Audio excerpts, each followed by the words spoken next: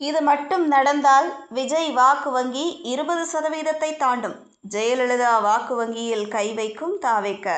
அதிமுகவின் அதிருப்தி வேட்பாளர்களை ஈர்த்து விஜய் தீவிர பிரச்சாரம் மேற்கொண்டால் அக்கட்சியின் கூட்டணி வாக்கு சதவீதம் நிச்சயம் 20% தாண்டும் என அரசியல் விமர்சகர் மற்றும் ஆய்வாளர் வம்சி சந்திரன் உறுதியாக கூறுகிறார்.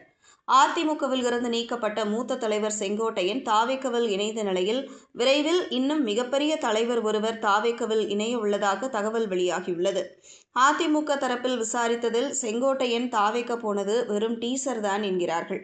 மெயின் பிக்சர் இனிதான் என்கிறார்கள். அதிமுகவில் உள்ள 10 முக்கியமான தலைகளிடம் செங்கோட்டையன் பேசி வருகிறாராம். அதில் டாப் தலைவர் ஒருவர் விரைவில் தாவேக செல்லலாம் என்று கூறப்படுகிறது. மாஜி அமைச்சர்கள், சில மூத்த எம்எல்ஏக்கள், எடப்பாடி மீது அதிருப்தியில் இருக்கும் தலைகள் பலரிடமும் செங்கோட்டையன் தீவிரமாக பேசி வருகிறாராம். இப்படிப்பட்ட நிலையில்தான் அரசியல் ஆய்வாளர் வம்சி சந்திரன் தமிழக வெற்றிக் கழகத்தின் எதிர்கால வாக்கு சதவீதம் குறித்து தனது முதல் கணிப்பை வெளியிட்டுள்ளார். தென் மத்திய தமிழ்நாட்டில் தான் மேற்கொண்ட சுற்றுப்பயணத்திற்கு பிறகு நடிகர் விஜய் தேர்தலில் போட்டியிட்டால் குறைந்தபட்சம் 8% வாக்குகளை பெறும் என அவர் மதிப்பிட்டுள்ளார்.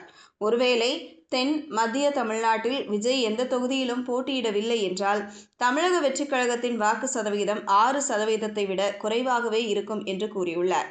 அடுத்த 2 மாதங்களுக்குள் தமிழக வெற்றிக் கழகம், அம்மா மக்கள் முன்னேற்றக் கழகம் மற்றும் பாட்டாளி மக்கள் கட்சியின் ஒரு பிரிவினருடன் கூட்டணி அமைத்து செங்கோட்டையன் அதிமுகவின் அதிருப்தி வேட்பாளர்களை ஈர்த்து விஜய் தீவிர பிரச்சாரம் மேற்கொண்டால் அக்கட்சியின் கூட்டணி வாக்கு சதவீதம் நிச்சயம் 20%-ஐ தாண்டும் என வம்சி சந்திரன் உறுதியாக கூறுகிறார்.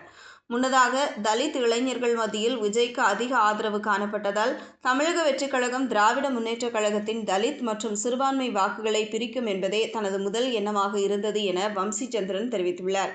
எனினும் கடந்த 2 மாதங்களாக ஜெயலலிதாவின் இதர பிற்படுத்தப்பட்ட வகுப்பினர் வாக்குகளை விஜய் கவரத் தொடங்கியுள்ளதே தான் கண்டதாகவும் அவர் குறிப்பிட்டார்.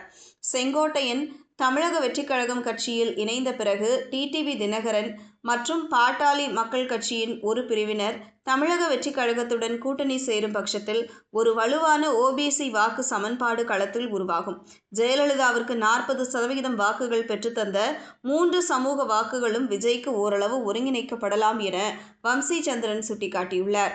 இந்த அனைத்து கணிப்புகளும் சாத்தியக்கூறுகளும் நடிகர் விஜய் தனது பிரச்சாரத்தை எந்த அளவுக்கு தீவிரமாகவும் வியூகபூர்வமாகவும் முன்னெடுக்கிறார் என்பதை பொறுத்தே அமையும். அவரது தலைமை மற்றும் களச் செயல்பாடு இந்த கணிப்புகளை நிஜமாக்கும் சக்தி கொண்டது என வம்சி சந்திரன் தெரிவித்துள்ளார்.